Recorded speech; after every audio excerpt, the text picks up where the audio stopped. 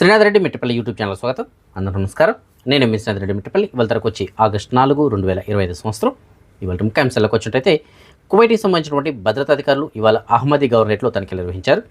ఈ తనిఖీల్లో సుమారుగా ఒక 200 ట్రాఫిక్ ఉల్లంఘనలు నమోదు చేశారు. అలాగే ఒక 18 మందిని అరెస్ట్ చేసినట్లు తెలియజేస్తున్నారు. ఈ అరెస్ట్ చేసిన 18 మందిలో గడువు ముగిసినటువంటి నివాసం అంటే అకామాలు ఎక్స్పైర్ అయిపోయిన వాళ్ళు ఉన్నారు. అలాగే పరారీ కేసులు కలిగిన వాళ్ళు ఉన్నారు. అలాగే విజిట్ వీజా పైన వచ్చి ఆ వీజా టైం అయిపోయిన వాళ్ళు ఉన్నారు. సో ఆ విధంగా ఒక 18 మందిని అదుపులో తీసుకున్నారు. అలాగే 200 ట్రాఫిక్ ఉల్లంఘనలుగా నమోదు చేసినట్లు తెలియజేస్తున్నారు. అలాగే కువైట్కి సంబంధించిన మున్సిపాలిటీ వారి యొక్క సహకారంతో 11 వాహనాలని తొలగించడం జరిగింది. అలాగే 8 క్యారీ వాహనాలను కూడా తొలగించడం జరిగింది. అలాగే ఎవరైతే అదుపులో తీసుకున్నారో వారందరిపైన చట్టపరమైన చర్యలు తీసుకుంటామని చెప్పేసి కూడా తెలియజేస్తున్నారు. సో ప్రస్తుతానికి కువైట్లో మనం చూసుకుంటున్నట్లయితే ప్రతిరోజు ఏదో ఒక గవర్నరేట్లో తనిఖీలు నిర్వహిస్తూనే ఉన్నారు. కాబట్టి డ్రైవర్ సోదరులు ఎవరైతే ఉంటారో వాళ్ళందరూ కూడా మీకు తగినటువంటి పత్రాలన్నీ కూడా కరెక్ట్గా ఉండేలా చూసుకొని డ్రైవ్ చేస్తే మంచిది. అలాగే మిగతా వాళ్ళు కూడా మీరు బయట వెళ్తున్నప్పుడు మీకు సంబంధించినటువంటి సివిల్ ఐడి కార్డు అలాగే మొబైల్ ఐడి ఇవి మీ దగ్గర పర్ఫెక్ట్గా ఉండేలాగా చూసుకోండి. ఎందుకంటే అవి లేకుండా మనం బయట వెళ్ళినట్లయితే పట్టుకుంటే డైరెక్ట్గా సాఫ్ట్వేర్ జైలుకి కిందకి పంపించడం జరుగుతుంది. కాబట్టి మనకు సంబంధించిన డాక్యుమెంట్స్ అన్ని కరెక్ట్గా ఉన్నాయో లేదో ఒకసారి చెక్ చేసుకుంటే మంచిది. కువైట్కి సంబంధించిన గవర్నమెంట్ ఒక కొత్త చట్టాన్ని తీసుకోవడం జరిగింది. అంటే అది గతంలో ఉన్నటువంటి చట్టమే, కాకపోతే దాంట్లో కొన్ని సవరణలు చేసి మళ్ళీ తీసుకొచ్చినట్లు తెలియజేస్తున్నారు. ఈ కొత్త చట్టం ప్రకారం కువైట్లో ఎవరైనా సరే బహిరంగ ప్రదేశాల్లో కత్తులు, తుపాకీలు అలాగే పదునైనటువంటి ఆయుధాలు ఇలాంటివి కనుక కలిగి ఉన్నట్లయితే, అందులో లైసెన్స్ లేకుండా కనుక కలిగి ఉన్నట్లయితే, తగినటువంటి అనుమతులు లేకుండా కలిగి ఉన్నట్లయితే వారిపైన చట్టపరమైన చర్యలు తీసుకోబడుతుందని చెప్పేసి తెలియజేస్తున్నారు. ఉదాహరణకి ఇలాంటి ఆయుధాలు ఎవరన్నా బహిరంగ ప్రదేశాల్లో కలిగి ఉంటే వారికి 1 సంవత్సరం లేదా అంతకన్నా ఎక్కువ జైలు శిక్ష, అలాగే 500 నుంచి 1000 దినాల వరకు జరిమానా ఉంటుందని చెప్పేసి అంటున్నారు. ఒక్కొక్కసారి 2 కూడా ఉండొచ్చు అని చెప్పేసి అంటున్నారు.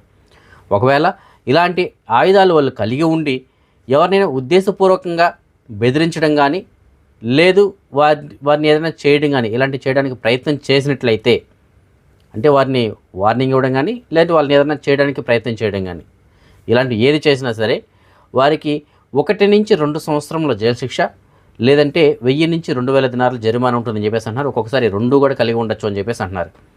అలాగే వారికి సంబంధించిన లైసెన్సులు ఏదైనా ఉంటే వాటిని కూడా క్యాన్సిల్ చేస్తామంటున్నారు. ఇప్పుడు ఫర్ ఎగ్జాంపుల్ తుపాకీ అనుకోండి, తుపాకీని కలిగి ఉండాలంటే వారికి లైసెన్స్ ఉంటుంది. సో ఈ విధంగా ఎవరైనా బహిరంగ ప్రదేశాల్లో ఈ విధంగా ఏదైనా ప్రవర్తించినట్లయితే వారికి సంబంధించిన లైసెన్స్ కూడా క్యాన్సిల్ చేస్తామని చెప్పేసి అంటున్నారు. సో ఏదైనప్పటికీ ప్రవాసీలు కూడా మీరు ఎట్టి పరిస్థితుల్లోనూ పదునైనటువంటి ఆయుధాలు, మనకి తుపాకీలు లేకపోయినా చాకులు కానీ కత్తులు కానీ ఇలాంటివి మీ దగ్గర పెట్టుకొని బహిరంగ ప్రదేశాల్లో మాత్రం తిరగకండి. ఒకవేళ పొరపాటున తనిఖీల్లో పడవు మన దగ్గర ఉన్నట్లు గుర్తిస్తే అప్పుడు మనపైన కూడా చర్యలు తీసుకోవడానికి అవకాశం అయితే ఉంటుంది. అయితే ఏదైనా దానికి సరైనటువంటి రీజన్ కాజ్ కనుక ఉంటే అది వేరే సంగతి. అలా కాకుండా మామూలుగా తీసుకెళ్తే మాత్రం ఇలాంటి చట్టపరమైన చర్యలు తీసుకోబడతాయి. కాబట్టి కొద్దిగా జాగ్రత్తగా ఉండండి. మైదాన్ హవల్లీ ప్రాంతంలో 49 సంవత్సరాల వయసు కలిగినట్టు ఒక ప్రవాసీయుడు కార్లు అద్దెకిచ్చేటువంటి ఒక ఏజెన్సీని నడుపుతున్నాడు. అతను పోలీస్ స్టేషన్లో కంప్లైంట్ ఇచ్చాడు. నా దగ్గర కారు అద్దెకి తీసుకున్న ఒక వ్యక్తి చాలా రోజులుగా డబ్బులు చెల్లించట్లేదు అని చెప్పేసి. సో దాంతో భద్రతా అధికారులు దీనిపైన కేసు నమోదు చేసి ఆ వ్యక్తి యొక్క అడ్రస్ని ట్రేస్ చేసి అక్కడికి వెళ్ళి చూడంగా ఆ కారు దొరికింది, అలాగే ఆ వ్యక్తి దొరికారు. అతను సుమారుగా మార్చి 17, 2025 తారీఖు నుంచి డబ్బులు ఇవ్వలేదు, అలాగే కారు గట్టి తీసుకొచ్చి ఇవ్వలేదంట. సో మార్చి నుంచి ఇది ఇప్పుడు ఆగస్టు ఎన్ని రోజులైందో ఒకసారి ఊహించండి. సో ఇన్ని రోజులు డబ్బులు ఇవ్వకపోతే ఎవరికైనా ఊరుకో ఉంటారు కదా. అయితే భద్రతా అధికారులు అక్కడికి చేరుకున్న తర్వాత అతన్ని అదుపులో తీసుకున్నారు. కాకపోతే అక్కడికి వెళ్ళిన తర్వాత ఇంకొక ట్విస్ట్ బయటపడింది. పోలీసు వాళ్ళు గుర్తించిందంటే ఇతను ఆల్రెడీ ఒక 6500 దినార్లు మోసం చేశాడని చెప్పేసి ఆల్రెడీ ఒక కేసు ఇతని పైన ఉందంట. సో ఇప్పుడు ఎవరైతే కంప్లైంట్ ఇచ్చినారో అతను కూడా సేమ్ ఇదే ఇచ్చినాడు, 6500 దినార్లు ఇవ్వాలి అని చెప్పేసి కంప్లైంట్ ఇచ్చినాడు. వీళ్ళు అక్కడికి వెళ్ళిన తర్వాత చూస్తే ఆల్రెడీ గతంలో కూడా ఇలాంటి ఒక మోసానికి పాల్పడినట్లు వీళ్ళు గుర్తించారు.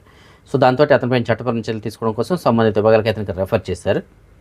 కువైట్లో ఎవరైనా సరే మనీ లాండరింగ్ కనుక పాల్పడినట్లయితే వారిపైన చట్టపరమైన చర్యలు చాలా కఠినంగా ఉంటాయని చెప్పేసి గతంలో తెలియజేశారు కదా. అయితే కువైట్లో పాకిస్తాన్ మరియు బంగ్లాదేశ్ సంబంధించినటువంటి కొంతమంది ఒక ముఠాగా ఏర్పడి మనీ లాండరింగ్కి పాల్పడడం జరుగుతుంది. వీళ్ళకి ఒక ఏజెన్సీ ఉంది. అంటే వీళ్ళకి ఈ మొబైల్ యాక్సెసరీస్ ఇవి అమ్ముతూ ఉంటారు కదా, అలాంటి షాప్ అయితే ఉంది. దాన్ని కేంద్రంగా చేసుకొని వీళ్ళు మనీ లాండరింగ్కి పాల్పడుతున్నారు.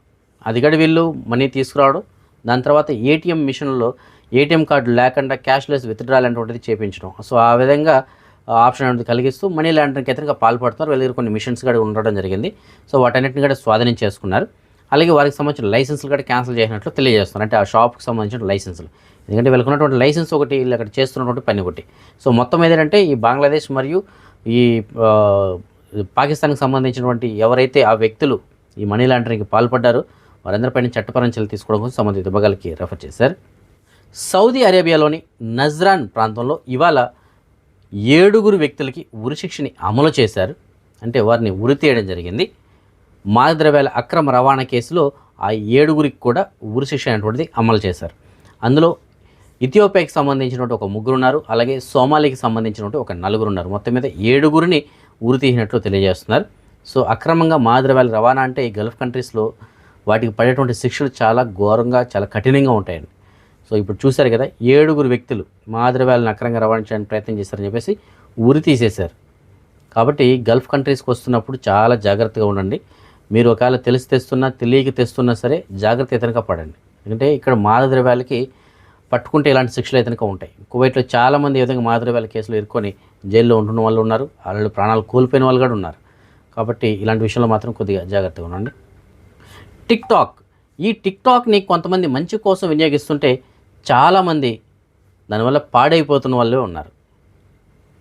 దీనికి ఉదాహరణగానే ఈజిప్ట్లో కూడా ఒక 8 మంది టిక్టాక్ కంటెంట్ క్రియేటర్స్ ఎవరైతే ఉంటారో వారిని అదుపులో తీసుకోవడం జరిగింది. అంటే ఎవరైతే టిక్టాక్ని కలిగి ఉండి వాళ్ళు వాటి ద్వారా ఏదైనా కంటెంట్స్ని క్రియేట్ చేసి వీడియోలు పెడుతూ ఉంటారు కదా, అలాంటి ఒక 8 మందిని అదుపులో తీసుకోవడం జరిగింది భద్రతా అధికారులు.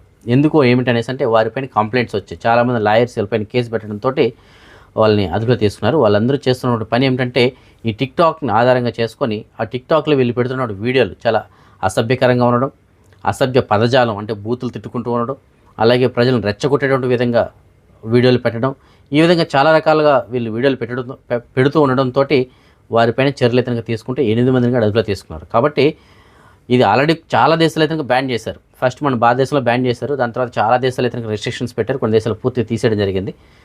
సో ఇప్పుడు ఈజిప్ట్లో కూడా ఒక 8 మందిని అదుపులో తీసుకున్నారు. త్వరలో ఆ దేశంకి దీనిపైన ఎలాంటి చర్యలు తీసుకుంటో తెలియదు. కువైట్ కూడా దీనిపైన కొన్ని రెస్ట్రిక్షన్స్ అయితే కూడా, కానీ ఇప్పటికీ కూడా మన వాళ్ళు కువైట్లో టిక్టాక్ అంటే నాకైతే టిక్టాక్ ఐడి లేదు, నేను చూడను కూడా దాన్ని.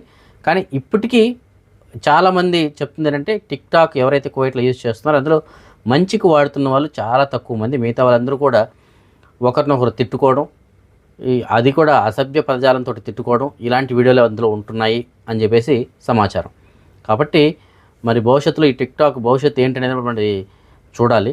సో కువైట్లో కూడా దీన్ని ఉంచుతారా, లేదంటే ఇంకా రెస్ట్రిక్షన్స్ కఠినతరం చేస్తారా, లేదంటే తీసేస్తారు మరి. సో ఏదైనప్పటికీ టిక్టాక్ అనేటువంటిది ఏదైనా సరే సోషల్ మీడియా ప్లాట్ఫామ్ను మనం మంచి కోసం వినియోగించుకుంటే చాలా మంచిదండి. దాన్ని మాత్రం దయచేసి సోషల్ మీడియా ప్లాట్ఫామ్ అయినా సరే చెడు కోసం మాత్రం వినియోగించకండి. ఇవాళ అఫ్రా అనేటువంటి అమ్మాయి 5వ సంవత్సరం పుట్టినరోజు జరుపుకోవడం జరుగుతుంది. ఈ పాపకి పుట్టినరోజు శుభాకాంక్షలు తెలియజేస్తుంది కువైట్లో ఉన్నటువంటి ఆ అమ్మాయి యొక్క మేనమామ. సో ఇంకా ఎవరైనా సరే ఇవాళ పుట్టినరోజు జరుపుకుంటుంటే వారికి కూడా నా తరపున, అలాగే మన ఛానల్ సబ్స్క్రైబర్స్ అందరి తరపున పుట్టినరోజు శుభాకాంక్షలు. అదే మనం ఈ మనీ ఎక్స్చేంజ్ విషయానికి వచ్చినట్లయితే ప్రస్తుతానికి ఒక కువైట్ అయితే మన భారతదేశం రూపీస్లో సుమారుగా $285.29 ఉంది. బంగారం విషయానికి వచ్చినట్లయితే మాలియాలో ఉన్న సూకల్ వతియాలో ఉన్నటువంటి షాప్ నెంబర్ 121లో ఉన్న ఎఫ్కే జ్యువెలర్స్ వాళ్ళు మనకు అందిన సమాచారం మేరకు 22 క్యారెట్ల బంగారం ప్రస్తుతానికి 1 గ్రామ్ ధర $35,657 ఉంది. అదే 24 క్యారెట్ల బంగారం ఉన్న బిస్కెట్ల రూపంలో బంగారం ప్రస్తుతానికి 1 గ్రామ్ ధర $33,432 ఉంది. ఫ్రెండ్స్, ఎఫ్కే జ్యువెలర్స్లో ప్రస్తుతానికి కొత్త డిజైన్స్ తోటి వస్తువులు అయితే తీసుకొచ్చున్నారు. మంచి మోడల్స్ అయితే ఉన్నాయి. మీరు ఎవరైనా బంగారం కొనాలనే ఉద్దేశం ఉన్నట్లయితే ఒకసారి ఎఫ్కే జ్యువెలర్స్ని విజిట్ చేయండి. తప్పకుండా మీకు ఆ మోడల్స్ అయితే నచ్చడానికి అవకాశం ఉంది. అలాగే అక్కడికి వెళ్ళిన తర్వాత మన ఛానల్ పేరు కూడా చెప్పండి, మీకు కొద్దిగా డిస్కౌంట్గా లభించడానికి అవకాశం ఉంటుంది. సో ఈ ఫ్రెండ్స్ ప్రస్తుతం అప్డేట్స్. రేపు రాత్రి 9 గంటలకు వచ్చిన వీడియోలో మరిన్ని అప్డేట్స్ కలుసుకుందాం. అందరికీ సెలవు. జై హింద్.